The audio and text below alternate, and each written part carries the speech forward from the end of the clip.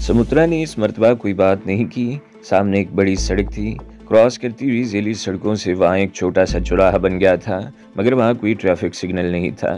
समुद्रा ने कार की रफ्तार कम कर ली, दाएं बाएं देखा और बड़ी सड़क क्रॉस करती हुई दूसरी तरफ की ज़ेली सड़क पर निकल आई। ये शहर का शुमाली इलाका था। यहाँ आबादी टीलों पर मुश्तमिल थी। छोटे बड़े बंगले थे जो एक दूसरे से फासले पर थे। सब्ज़ा भी खासा था और कदावर दरख्तों की भी बहुतायत थी। समुद्रा ने कार एक तंग से सड़क पर मोड़ ली और फिर इसे एक टीले पर जाने वाले रास्ते पर घुमा दिया। टीले पर वो बंगला ज़्यादा बड़ा नहीं था। समुद्रा ने गेट के सामने कार रोकी, नीचे उतरकर गेट खोला और फिर कार को अंदर ले गई और दोबारा नीचे उतरकर गेट बंद करने चली गई। इस दौरान हम कार से उतर चुके थे। समुद्रा गेट बंद करके वापस आई तो इसके होंठों पर मुस्कुराहट थी। इसने रत्ना की तरफ बढ़ते हुए दोनों बाहें फैला दी। वो दोनों बड़े पुरजोश अंदाज में मिली। समुद्रा शुशावरी से बगलगीर हुई और फिर इन दोनों की मौजूदगी की परवाह किए बगैर मुझसे लिपट गई। ये बंगला 2 बेडरूम, एक लाउंज और ड्राइंग रूम पर मुश्तमिल था।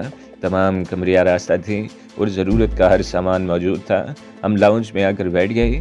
मैं चाय बना कर ले आऊँ, फिर इत्मीनान से बातें करते हैं। समुद्रा किचन की तरफ चली गई। इसने तिनकों वाली टोकरी में से छल्ली निकाल कर फ्रिज में रख दी।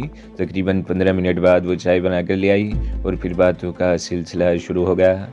मुझे मकराना वाले हंगामे का तो इल्म है, अखबार में पढ़ा था। इसके बाद कोई बात मालूम नहीं हुई। मेरा ख्याल था तुम लोग हिंदुस्तान से निकल चुके हो, लेकिन तुम लोगों को अपने पास देखकर मुझे कितनी हैरत, कितनी खुशी हो रही है, इसका तुम अंदाज़ा नहीं लगा सकती।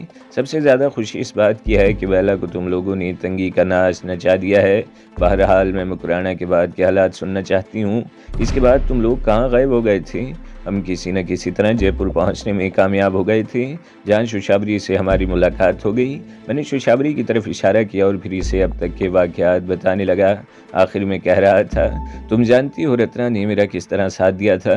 और फिर शुशावरी, अगर जयपुर में हमें इसके यहाँ पनाह न मिलती तो हमारे लिए बहुत सी परेशानियाँ पैदा हो सकती थी। हमारी वजह से ये भी अपनी जान को ख़तरे में डाले हुए है।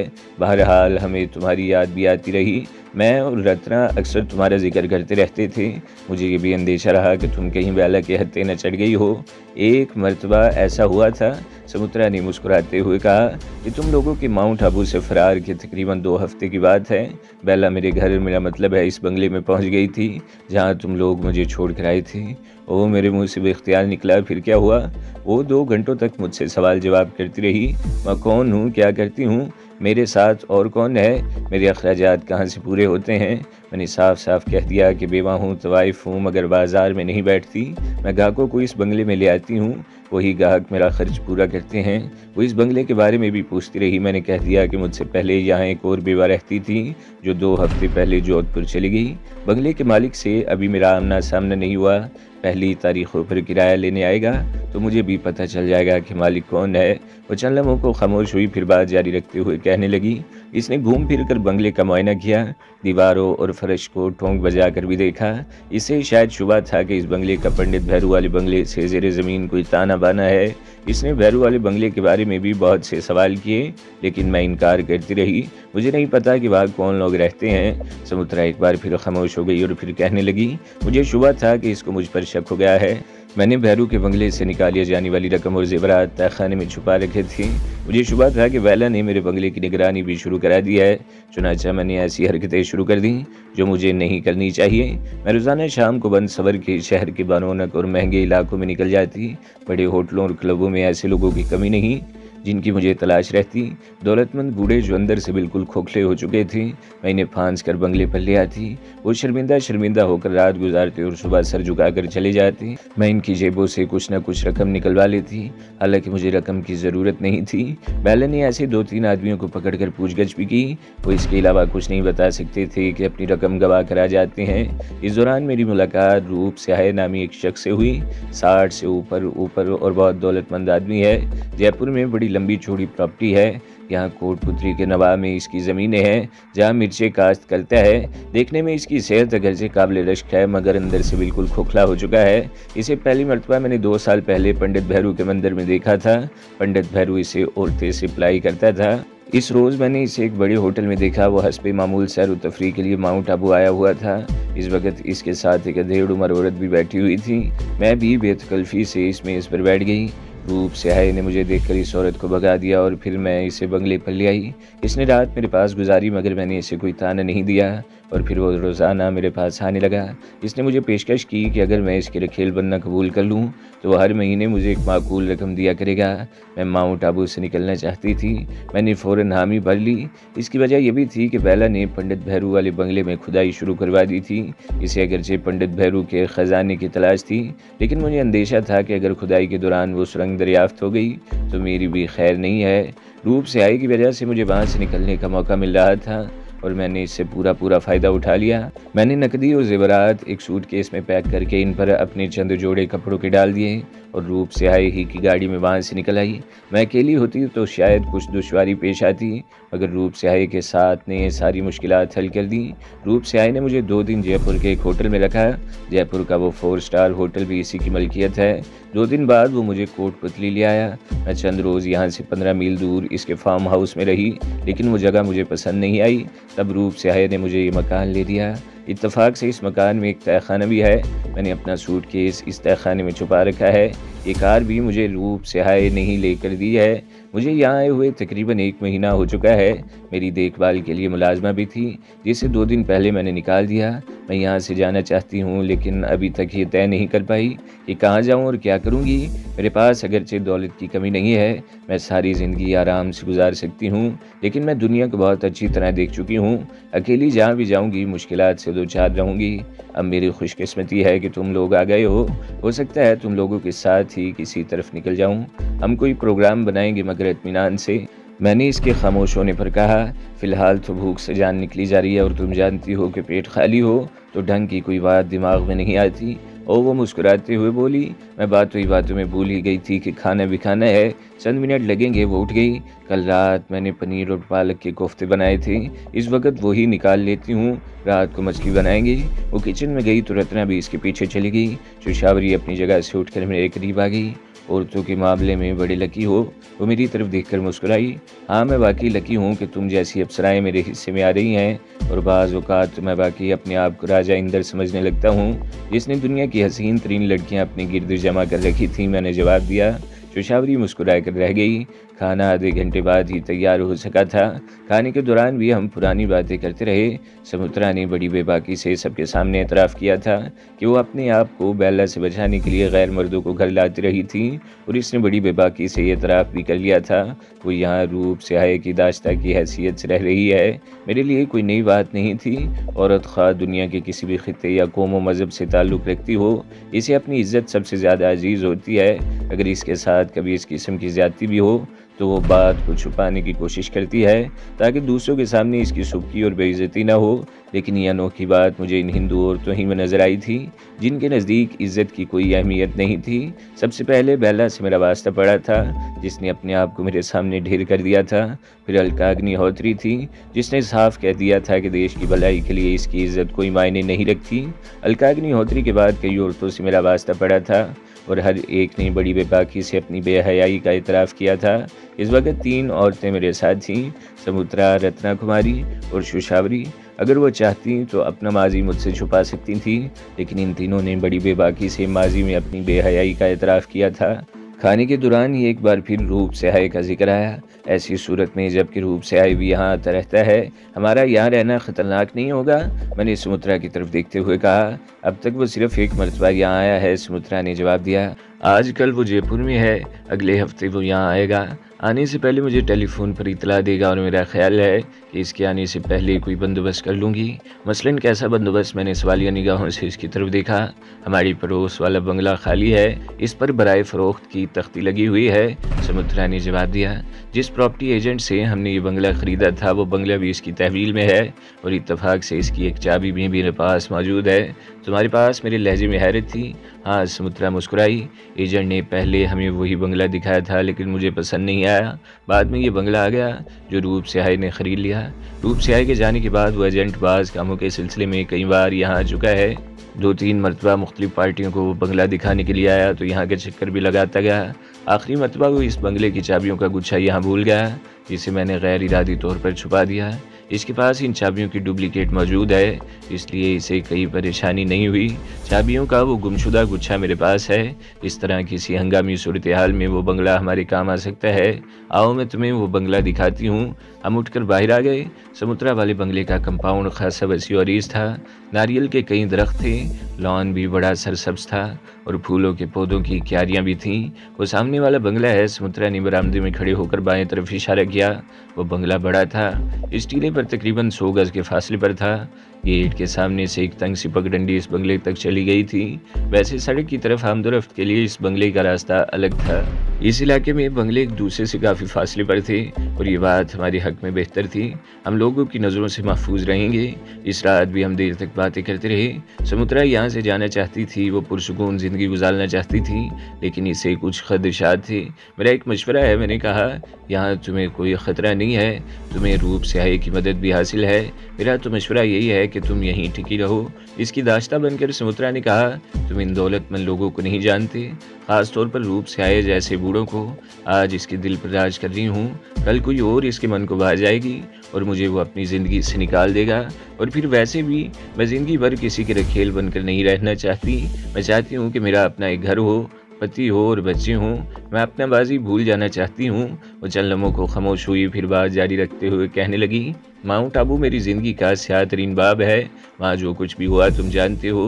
मैं बेला को धोखा देकर वहाँ से निकल तो आई हूँ, लेकिन मुझे यकीन है कि एक न एक दिन बेला को मेरी असलियत का पता चल जाएगा और यहाँ मैं किसी चूहे की तरह पकड़ी जाऊँगी। मैं चाहती हूँ कि यहाँ से दूर चली जाऊँ, जहाँ कोई मेरा सुराग न लगा सके और मैं किसी खौफ के बगैर पुरसुकून ज़िंदगी गुजार सकूँ। तो फिर अपने माँ बाप के घर क्यों नहीं चली जाती? मैंने कहा। मेरे माता और पिता का देहांत हो चुका है, समुद्रा ने कहा। 2 भाई हैं जिनमें पिताजी की जायदाद पर मुकदमेबाजी हो रही है। दोनों ही बेइंतहा लालची और खुदगर्ज हैं। वो दोनों मुझे अपनाने पर तो तैयार हो जाएंगे, लेकिन मेरी दौलत हथियाने के बाद मुझे धक्के देकर निकाल देंगे। नहीं, मैं वहाँ नहीं जाना चाहती। तुम लोग मुझे अपने साथ ले चलो, मैं पंजाब में किसी जगह अपना ठिकाना बना लूँगी। ठीक है, इसके लिए कोई प्लानिंग करनी पड़ेगी, मैंने कहा। हमें समुद्रा के पास रहते हुए 3-4 दिन गुजर गए। हम तो इस बंगले के कंपाउंड तक ही महदूद रहे। अलबत्ता समुद्रा आज़ादी से बाहर आती जाती रही और इससे हमें बाहर के हालात की भी खबर मिलती रही। हमारी तलाश का सिलसिला कुछ ठंडा पड़ गया था। समुद्रा का बूढ़ा आशिक रूप स्याही जयपुर में था। वो रोज़ाना रात को एक मुकर्ररा वक़्त पर समुद्रा को फ़ोन करता था। बहुत लंबी लंबी बातें होती थीं। 5 दिन गुजर गए। उस रोज़ समुद्रा सौदा सलफ लेने के लिए बाजार जाने लगी तो शुशावरी भी तैयार हो गई। क्या तुम्हारा बाहर जाना मुनासिब होगा? मैंने कहा। मेरा ख्याल है कोई ख़तरा नहीं है, शुशावरी ने जवाब दिया। मैं अरसा पहले एक मरतबा यहाँ आई हूँ, अब तो कोई मुझे पहचानेगा भी नहीं और वैसे भी ये ज़रूरी तो नहीं कि टूरिज़म वाले मेरी तलाश में सड़कों पर घूम रहे हों। ठीक है, मैंने सर हिला दिया, लेकिन मोहतात रहना। 10-15 मिनट बाद वो दोनों चली गईं। मैं और रत्ना बंगले में अकेले रह गए। कई रोज़ बाद इस तरह तन्हा बैठने का मौका मिला था। रत्ना को शरारत सूझने लगी और वो अपनी जगह से उठकर मेरे करीब आ गई। मेरा चाय का मूड हो रहा है, मैंने अपने आप को इससे बचाने की कोशिश करते हुए कहा, और तुम एक गिलास ठंडा पानी पी लो और मुनासिब समझो तो एक गिलास सर पर भी उंडेल लेना। इतने दिनों से दिमाग में जो गर्मी भर गई है वो निकल जाएगी। रत्ना ने घूर कर मुझे देखा और एक झटके से उठ गई। पीछा छुड़ाना चाहती हो? नहीं, मैंने भी मुस्कुराते हुए नफ़ी में सर हिला दिया। तुमसे पीछा छुड़ाने का तो मैं तसव्वुर भी नहीं कर सकता।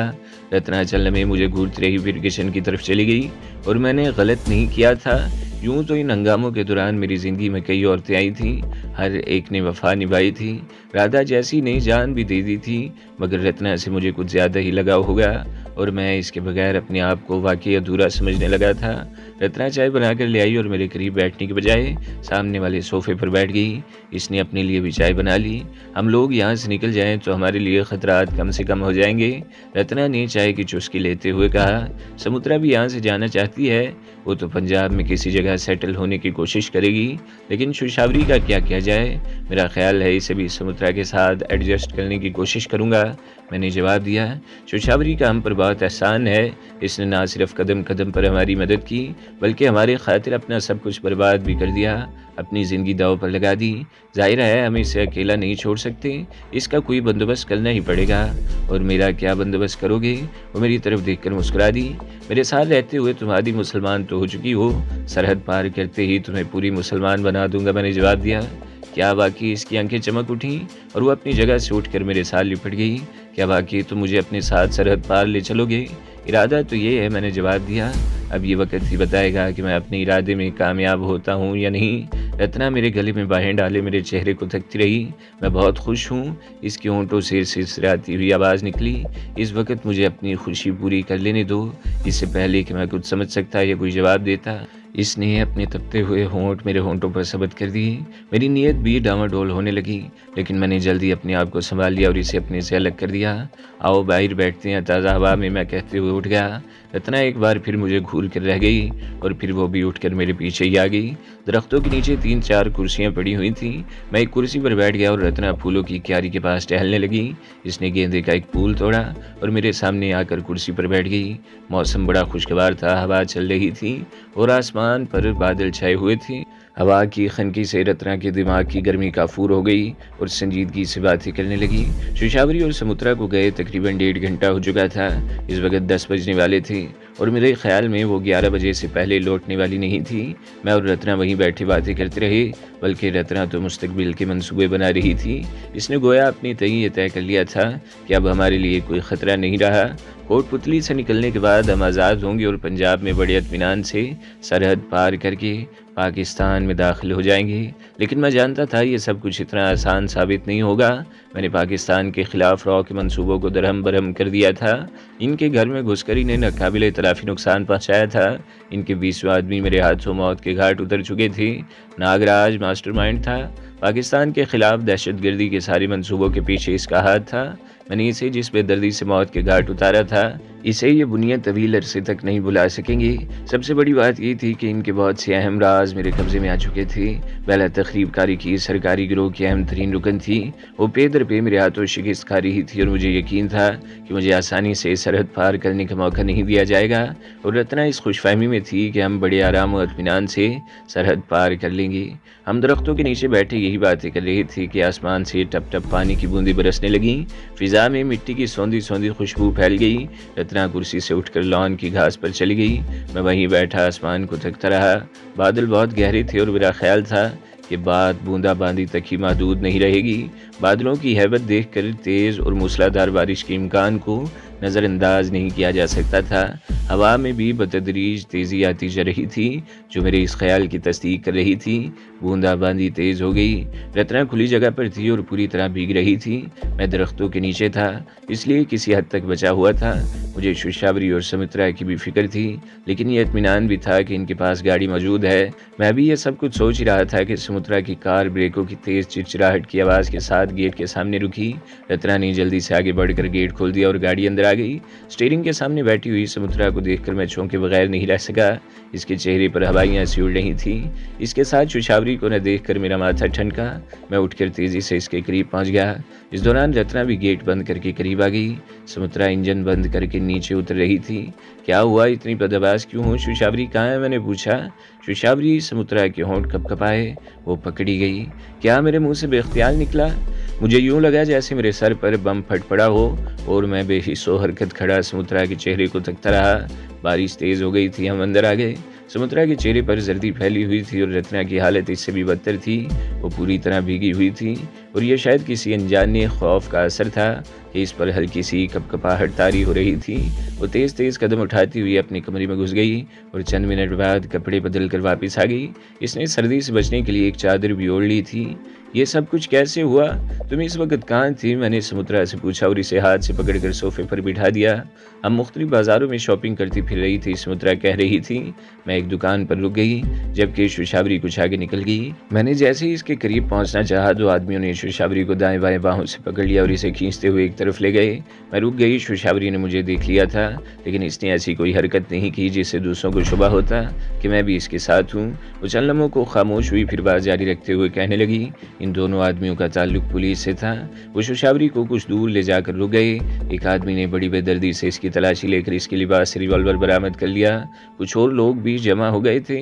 मैं भी इस हुजूम में किसी कदर पीछे हटकर खड़ी हो गई। हुजूम में से 1-2 आदमियों ने इन दोनों आदमियों की शोशावरी के साथ बदतमीजी करने पर ठोका था, जिस पर इनमें से एक आदमी ने बताया कि इनका ताल्लुक पुलिस से है और एक तरफ इशारा करते हुए कहा कि ये औरत इन ख़तरनाक आतंकवादियों के साथी है जिन्हें कई रोज़ से तलाश किया जा रहा है। तो दोस्तों, अगली किस्त सुनने के लिए हमारे चैनल को ज़रूर सब्सक्राइब करें, वीडियो को लाइक करें और बेल के आइकन पर भी क्लिक कर दें ताकि हर जो आने वाली वीडियोज़ हैं वो आपको सबसे पहले मिलती रहें।